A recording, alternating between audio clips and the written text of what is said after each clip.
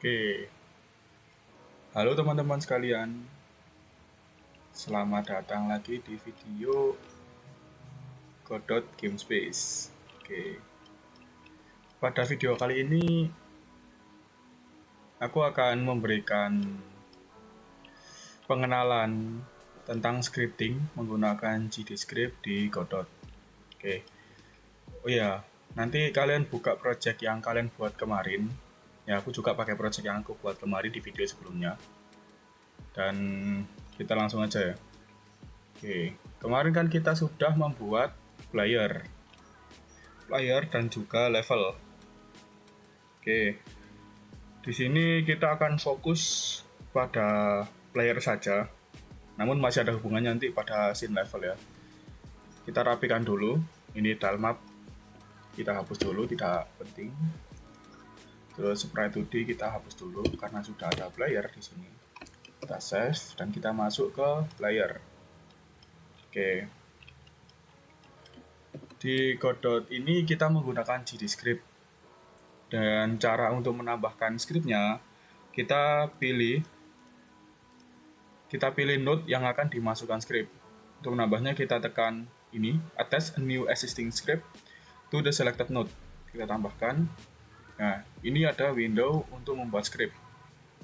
Di sini bahasanya itu karena kita pakai yang versi biasa, kita hanya bisa menggunakan GDScript. Nah, kalau kalian ingin menggunakan C#, kalian bisa install yang versi .NET atau versi Mono, sama itu dua-duanya bisa digunakan, entah itu GDScript, entah itu C#, terserah kalian mau gimana, kalian mau gunakannya bagaimana gitu. Oke. Nah, kemudian ada inherit di sini itu sebenarnya konsep dari pemrograman berbasis objek atau object oriented programming. Inherit itu kita menurunkan atau kita membuat child class, atau ya di sini hitungannya kita membuat script yang diturunkan langsung dari node. Nah, seperti di sini aku akan membuat script yang parent-nya itu character body. Jadi script yang aku buat ini aku bisa menggunakan fungsi-fungsi atau properti yang ada di character body. Nah, kalian bisa nanti bikin script lain yang inherit untuk node-node lain. Kalian bisa pilih aja di sini, ada banyak gitu. Nah, di template ini adalah template yang biasa digunakan untuk pembuatan script awal. Nah, node-node yang memiliki template itu nggak terlalu banyak di Godot. Yang ada template-nya itu seperti character body, ini ada template-nya. Kalau node lain kayak sprite 2D, itu nggak ada template-nya. Cuma default sama empty. Oke, itu aja. Jadi kita akan menggunakan character body dengan template. Oh, nggak usah template. Nanti kita buat sendiri aja sambil berjalan dan sambil belajar gitu. Template-nya kita ganti ke default. Udah. Nah, pad di sini itu tempat kalian menyimpan script-nya di mana? Di dalam engine. Di dalam project ya. File project itu. Nah, ini pad-nya itu ngarah ke folder scene. Nama filenya itu player GD.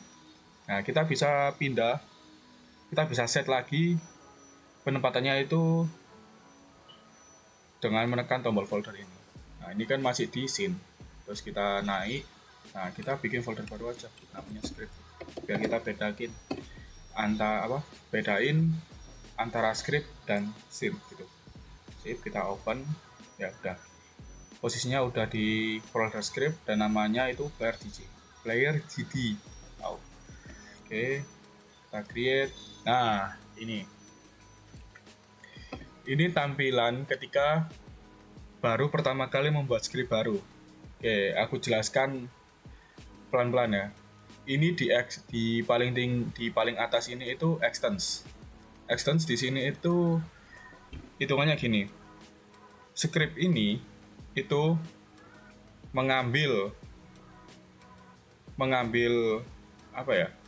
parent itu karakter body. Jadi script ini itu inherit karakter body. Extend ini hitungannya bisa kayak kata-kata memperluas gitu. Jadi script ini itu digunakan untuk memperluas node karakter body. Oke. Terus di sini itu ada fungsi ready. Nah, fungsi ready dan fungsi proses. Dua fungsi ini itu umum di setiap game engine, entah itu Godot, entah itu Unity, entah itu Unreal gitu.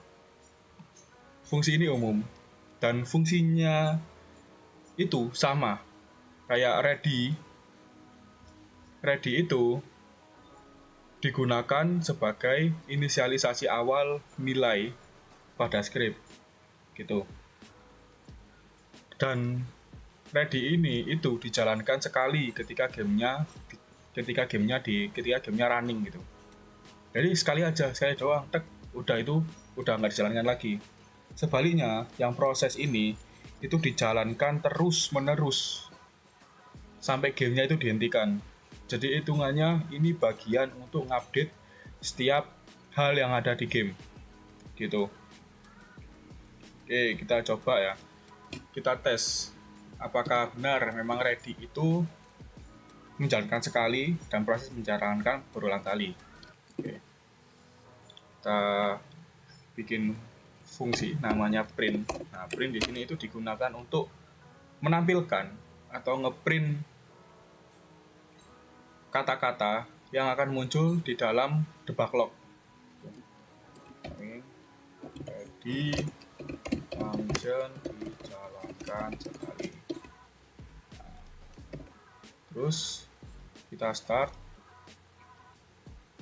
Nah, ini dijalankan hanya sekali saja. Nah, berbeda jika kita jalankan print ini tadi di proses. Kita tambahkan aja sama.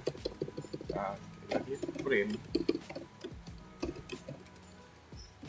dijalankan berulang kali di fungsi proses. Oke. Nah, ini. Jadi memang fungsi proses ini digunakan untuk mengupdate setiap hal yang ada di game nantinya. Oke, kita stop, kita hapus, kita komen aja dulu.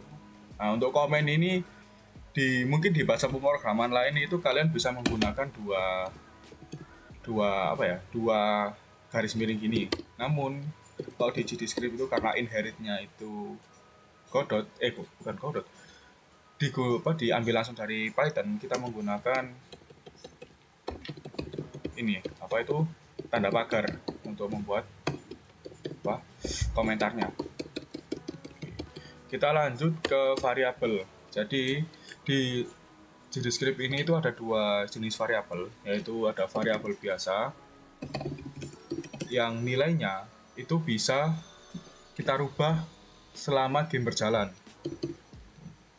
Nah, untuk lanjut lagi tadi ada juga variabel itu yang tidak bisa dirubah sama sekali. Jadi di awal udah keset seperti itu, selama game berjalan nggak bakal bisa dirubah lagi. Namanya itu konstan atau cons kalau di sini itu.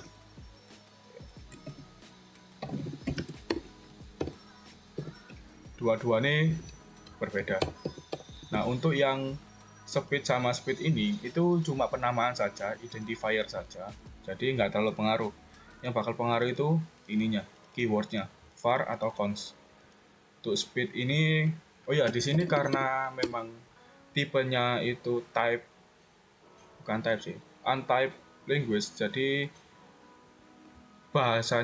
jadi variabelnya itu nggak memiliki tipe pasti. Jadi variabel itu bisa di assign oleh nilai apapun, gitu. Nggak ada tipe pasti dari awal.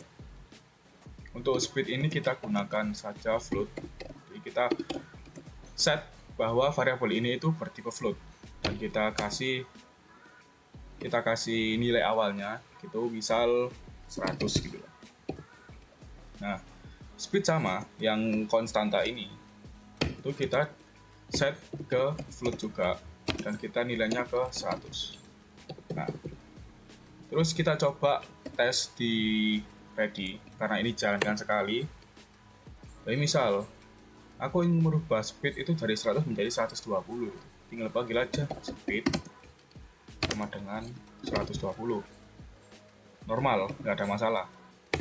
Namun jika menggunakan konstan speed 120, dia bakal error, karena memang didesain agar tidak bisa dirubah selamanya gitu. Oke, kita pergi lagi ke yang lain. Nah, di Godot ini itu sama engine seperti Unity. Ada yang namanya itu variabel diedit di inspektor.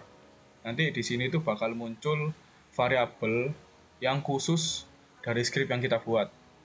Nah, caranya kita pakai keyword tanda add, terus kita kasih awalnya itu export. Terus nama variabel. Variabelnya itu speed in inspector. Nah, kita set tipe datanya, terus kita set nilai awalnya gitu, misal 50. Nah, di sini bakal muncul. Dan di sini bisa kita edit semau kita. Nah, kita cek lagi ya. Oke. Print. Kita ambil lagi print. Terus kita kasih kata-kata gitu kayak speed di inspector. Oke. Terus untuk menyambungkan antara string, kan ini string ya, kan ini string dan ini itu float. Untuk bisa merubah dan menyambungkan antara nilai ini dan kata ini, kita menggunakan tanda tambah dan kita rubah variabelnya itu menjadi string dengan menggunakan fungsi str ini. Fungsi str, kita panggil variabel apa yang ingin dirubah menjadi string, speed in inspector. Nah, clear, kita jalankan. Nilainya itu 50. Nah, kalau kita rubah di sini menjadi misal 120 gitu. Kita ulangi gamenya. Nah, udah berubah 120. Itu kalau kita menggunakan export, tadi bisa langsung edit di inspektor gitu. Jadi nggak usah ribet-ribet hardcode, ganti setiap masuk ke dalam codingan, ganti setiap nilai gitu satu, nggak usah. Terlalu makan waktu lah. Jadi kita kalau memang nilainya itu difungsikan, bukan difungsikan sih, kayak nilainya itu bakal kita adjust terus menerus buat balancing, lebih baik kita gunakan export aja biar codingannya itu nggak berubah gitu aja sih. Nah, di sini juga kita bisa mengakses node child dari player ini. Misal aku ingin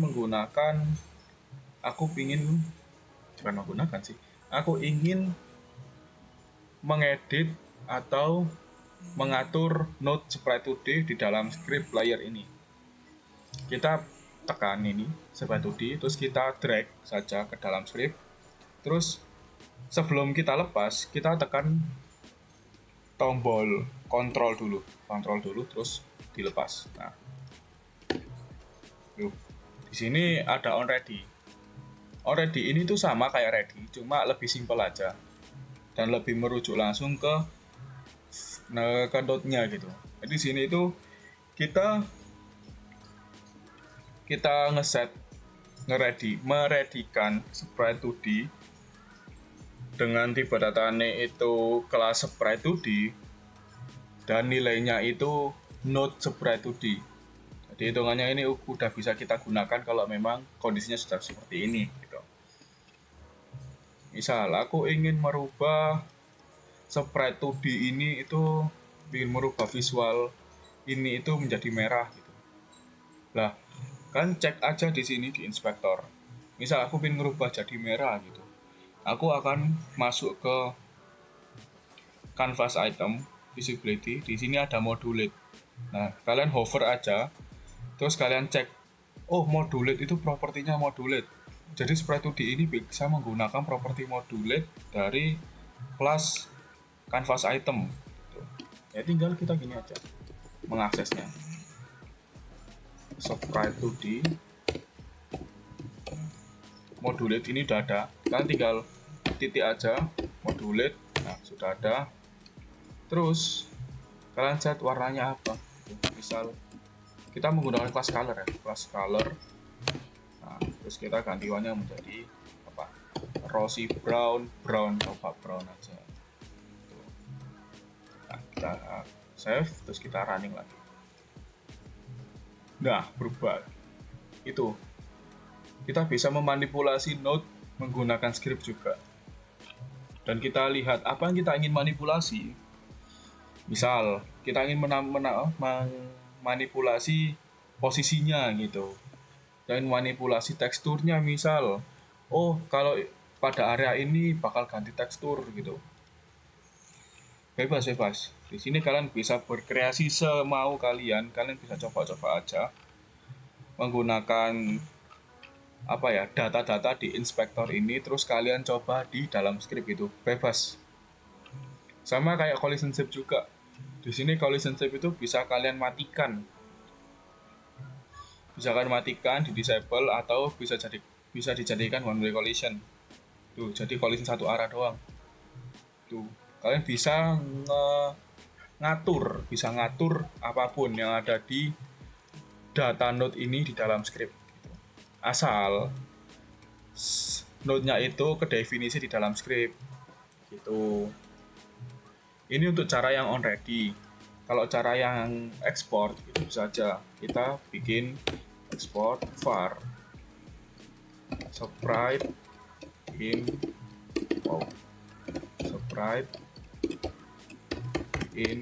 inspector. Nah, kita tipe datanya itu sprite 2D. Nah, sprite in inspector ini kita menyuruh untuk apa ya, player ini membuatkan data yang bisa dimasuki oleh sprite 2D gitu. Kita cek di player sprite in inspector, kita bisa assign gitu, pasang di sini. Sama seperti on ready, cuma kita pakai cara export aja gitu. Kita ganti lagi modulate sprite in inspector, modulate sama dengan color, terus kita set di misal aquamarine gitu. Kita set. Nah berubah menjadi aquamarine. Cara mereferensikan node ke dalam script. Nah, mungkin aku nggak bahas semua di sini. Aku akan bahas yang memang sering digunakan aja gitu. Kayak referensi menggunakan inspektor, edit data langsung di inspektor, membuat variabel, mereferensikan node ke dalam script dan fungsi ini gitu. Nah, sudah selesai. Kita lanjut ke bikin script agar playernya itu bisa jalan dan melompat. Wow. Ini yang asik ini, mengontrol player. Tuh. Nah sebelum itu kita bikin dua hal, yaitu kita bikin platformnya dulu biar playernya nggak jatuh nanti waktu dikasih script. Sama kita bikin input. Nah untuk kita bikin input dulu aja guys. Project setting. Nah, input map di sini. Di sini kalian bisa nambah input sesuai nama yang kalian berikan gitu. Misal kita akan menambahkan input berupa jam. Kita namanya aja jam. Terus kita tambah add. Nah, kita tambah lagi. Untuk bergerak ke kanan dan kiri. Langsung aja kiri ya left. Terus untuk kanan ya right gitu. Nah ini hitungannya itu masih kosong, nggak ada pengecekan untuk key code-nya. Nah kita tambahkan aja untuk jam kita geser ke pojok kanan, ada tambah add event, kita tambah, terus kita ketik aja, kita tekan aja key yang mau digunakan gitu. Misal kalau jam itu aku ingin menggunakan apa ya, space, kita tekan space. Nah, di sini udah kecek space, terus kita set oke. Nah, udah keset di sini space. Terus left kan ini game platformer ya, jadi antara kanan dan kiri gitu. Biasanya kan orang main game platformer kan A sama D, nggak terbiasa kalau arrow, jadi A sama D aja. Oke, kita tambahkan A untuk kiri dan D untuk kanan. Nah, ini udah keset. Itu udah keset hitungannya. Selesai gitu buat nambahin input mobnya. Dan kita bikin platform di scene level. Ya, biar playernya nggak jatuh. Nah, untuk buat platform kita tambahkan aja node itu static body. Nah, static body. Nah, static body ini butuh yang namanya collision. Kita tambahkan lagi collision, tambah collision shape. Terus collision shape pasti butuh shape juga buat collidernya. Oke, biar kelihatan di layar, biar kelihatan saat game dijalankan, kita kasih sprite aja. Sprite 2D gitu. Nah, sprite 2D kita masukin icon ini ke sini.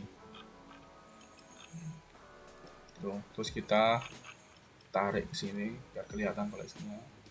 Nah, udah. Kita drag dulu aja ke tengah sini. Nah, kita drag. Sudah. Oh ya, kalau mau ngedrag usahakan itu yang diseret itu pairnya ya. Jangan childnya, nanti nggak sinkron. Terus kita set apa? Spread dulu aja ya, spread dulu, kita set. Nah, kita lebarin aja. Kita tarik. Nah, udah. Terus kan di sini ada transform yang berubah. Biar kita tetap ke tengah static body ini, kita reset aja posisinya. Biar sama pairnya gitu. Nah, udah. Terus collision shape ini udah kita tarik aja. Sesuai sama ukuran dari sprite-nya gitu. Shred. Nice. Nah, udah. Ini udah keset platformnya. Terus kita bikin scriptnya lagi. Nah, kan tadi di sini itu ada namanya fungsi proses ya. Selain fungsi proses itu ada fungsi lain itu yang memang dijalankan secara berulang.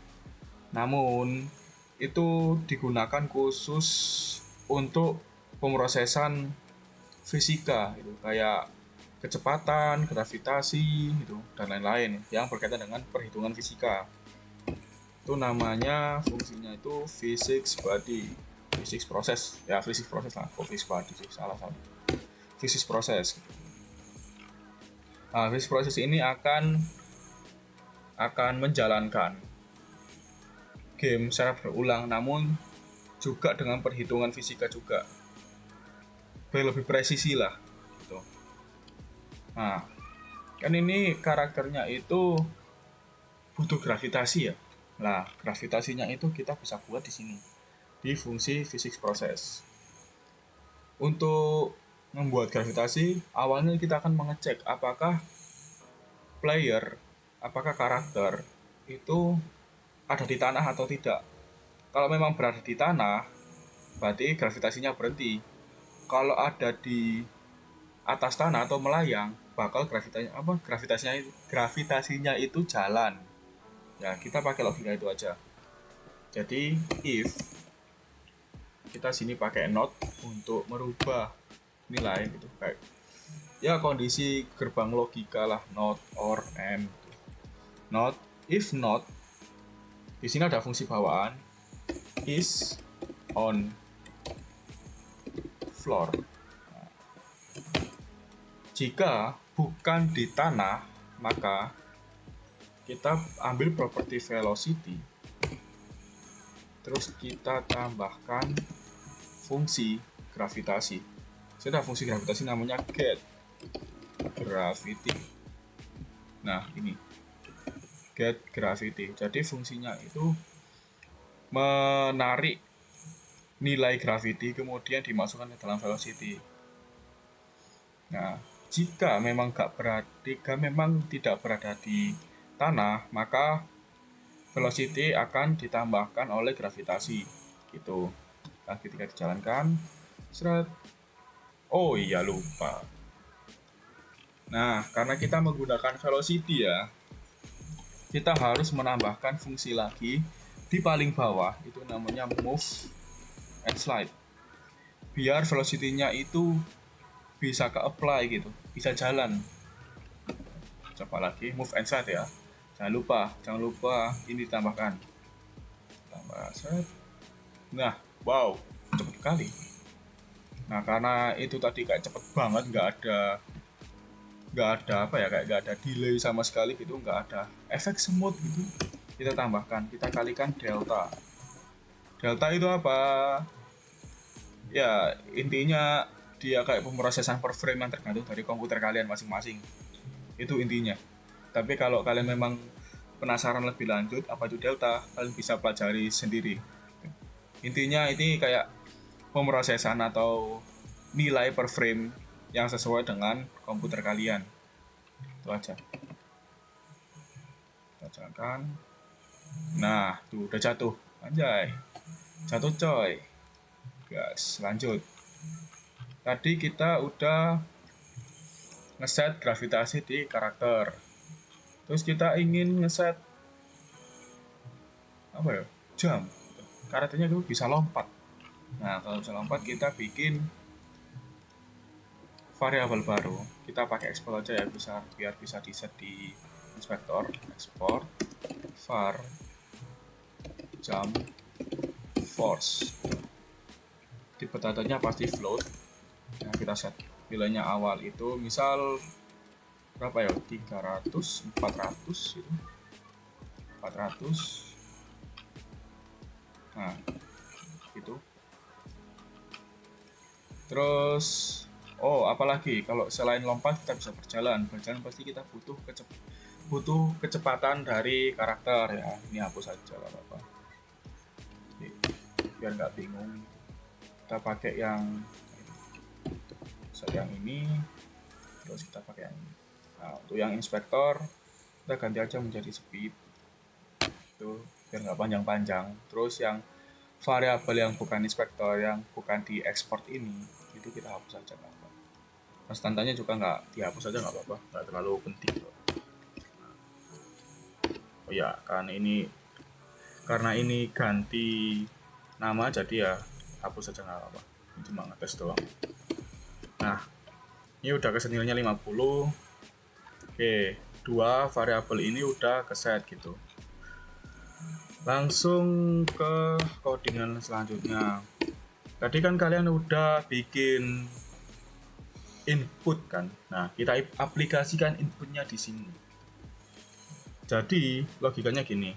Aku ingin karakter ini melompat ketika aku menekan tombol jump dan ketika karakter itu berada di lantai, maka karakter akan melompat gitu. Nah, scriptnya kayak gini. If input, kita pakai kelas input untuk mengambil fungsi is action just press, artinya itu input itu nggak bisa di hold, jadi sekali tekan saja udah berhenti gitu.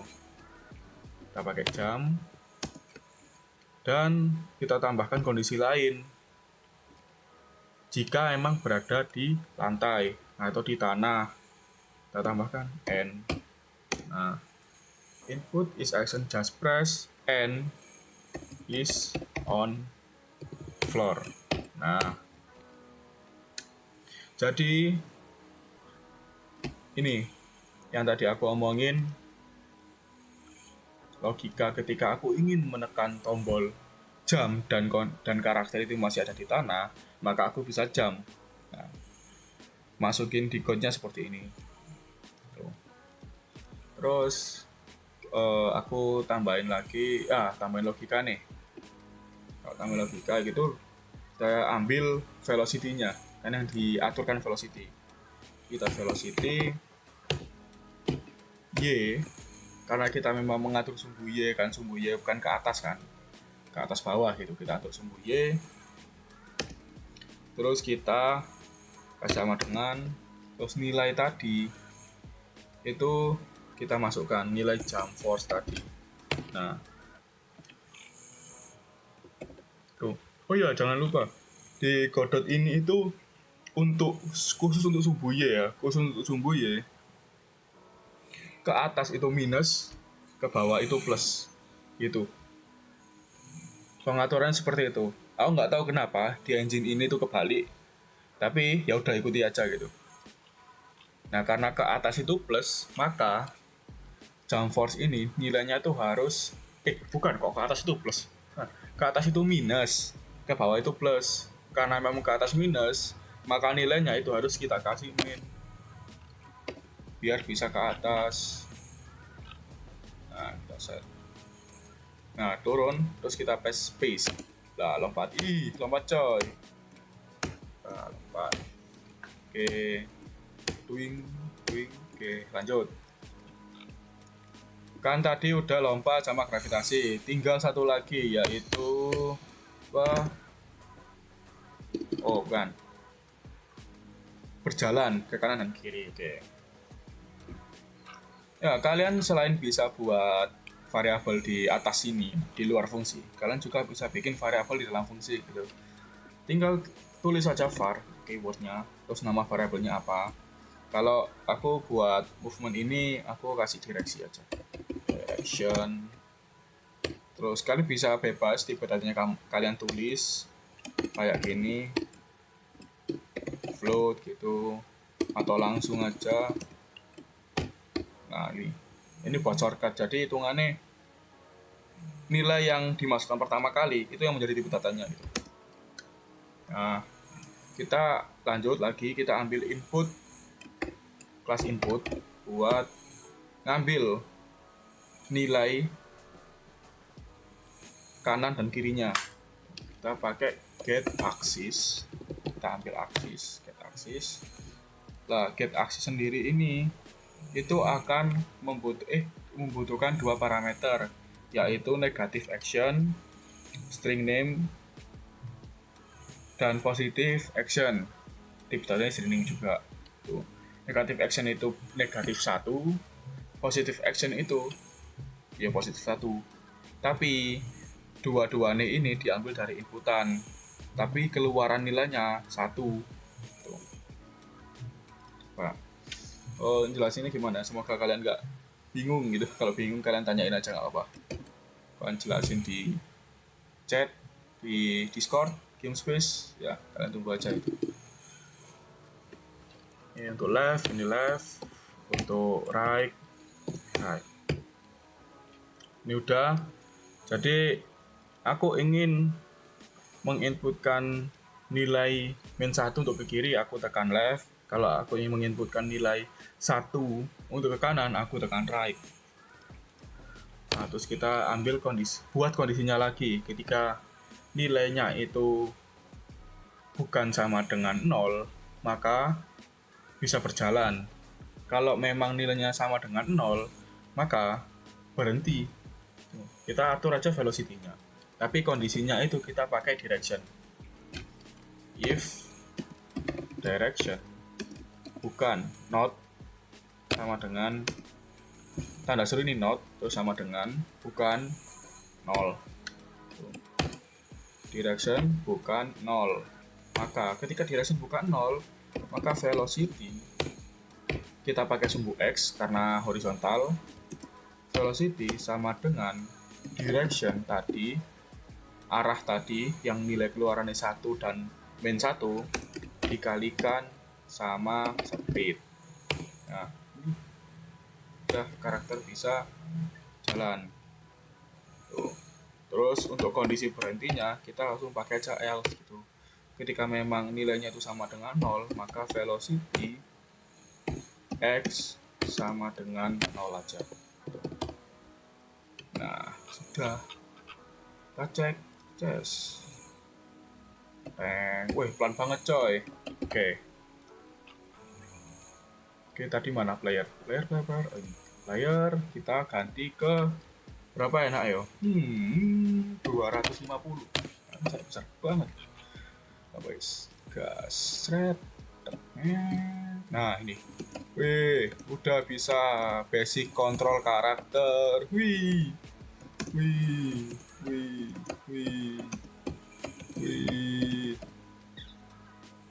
Ya di sini kan kalian kayak, wow, kok kameranya diam aja gitu. Nah kalian bisa langsung masukin kamera aja di player ini. Tuh, salah satu cara yang paling mudah kan bisa pakai bisa gunakan kamera jadi childnya player ini. Nah, kamera, udah kasih kamera, jalankan. Baik, nah kameranya ngikutin player, yoi. Nah udah, enak wis. Tinggal masukin kameranya aja. Tuh. Nah udah, punya ganti aku amarin aja. Aku amarin terus. Nah, udah, wih, karakter bisa jalan, bisa lompat, kena gravitasi juga. Nah, nggak jatuh karena berada di platform ya. Udah itu. Oke, jadi skripnya itu ini buat kontrol karakter, simple banget untuk awal-awal, emang simple. Oh iya, aku gabut ini, aku ganti aja biar nggak menyakitkan mata gitu ya. Sprite 2D ya, kita akan sprite aja, kita 2D-nya hilang ya. Collision ya, kamera.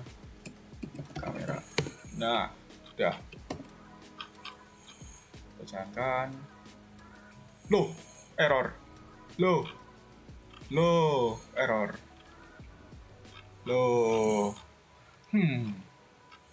Di fix sekarang atau enggak ya? Terus nanti lah. Jadi ini hitungannya apa ya? Aku males ngefix. Jadi tunggu aja waktu game space gitu ya. Kita bahas kenapa error ini bisa terjadi gitu. Oke. Itu aja video sekarang. Semoga dan aku harap kalian bisa paham dari apa ya, penjelasanku yang bukan sedikit sih, banyak malah yang jelimet gitu. Mohon maaf. Jadi kalian kalau masih bingung, kalian bisa tanya-tanya aja di Discord, di WA Game Space, di kolom komentar di bawah ini kalian juga bisa kok. Oke, itu aja untuk sekarang. Terima kasih dan selamat mencoba. Oke.